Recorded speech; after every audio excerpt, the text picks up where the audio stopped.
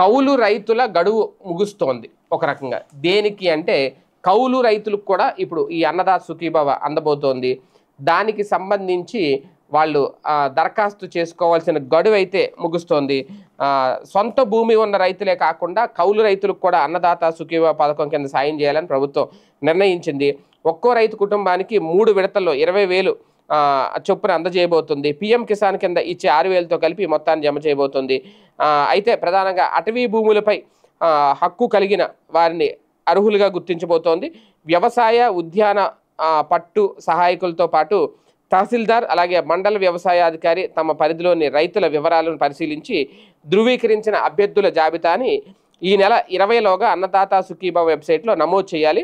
పథకం అమలుకు సంబంధించి వ్యవసాయ శాఖ తాజాగా ఈ మార్గదర్శకాలను అయితే విడుదల చేసింది. భర్త, భార్య, పిల్లలతో కూడిన కుటుంబం యూనిట్గా పథకం అమలు చేయబోతోంది. పిల్లలకు వివాహం అయితే వారిని ప్రత్యేక యూనిట్గా పరిగణించి సాయం అందిస్తారు. వ్యవసాయ ఉద్యాన పట్టు సంబంధించి పంటల సాగుదారులకు కూడా ఈ పథకం వర్తిస్తుంది.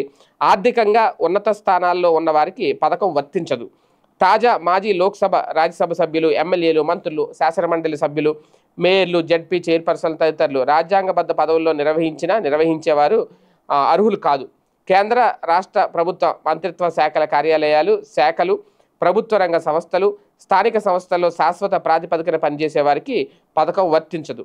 నెలకు 10,000 ఆ పైన పెన్షన్ తీసుకునేవారు కూడా అర్హులు కాదు.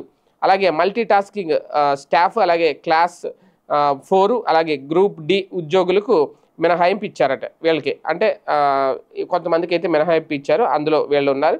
అలాగే వైద్యులు, ఇంజనీర్లు, న్యాయవాదులు, చార్టెడ్ అకౌంటెంట్లు, ఆర్కిటెక్టులు, నమోదైన ఇతర వృత్తి నిపుణులు అర్హులు కాదు. గత సంవత్సరంలో పన్ను చెల్లించిన వారు పథక ప్రయోజనాలు అందుకోలేరు. ఇది కొన్ని రూల్స్ అండ్ రెగ్యులేషన్స్ అయితే గట్టిగానే ఉన్నాయి. కాకపోతే కౌలు రైతులకు కూడా ఈ అన్నదాత సుఖీభవ ఇవ్వడానికి రాష్ట్ర ప్రభుత్వం సిద్ధమవుతోంది.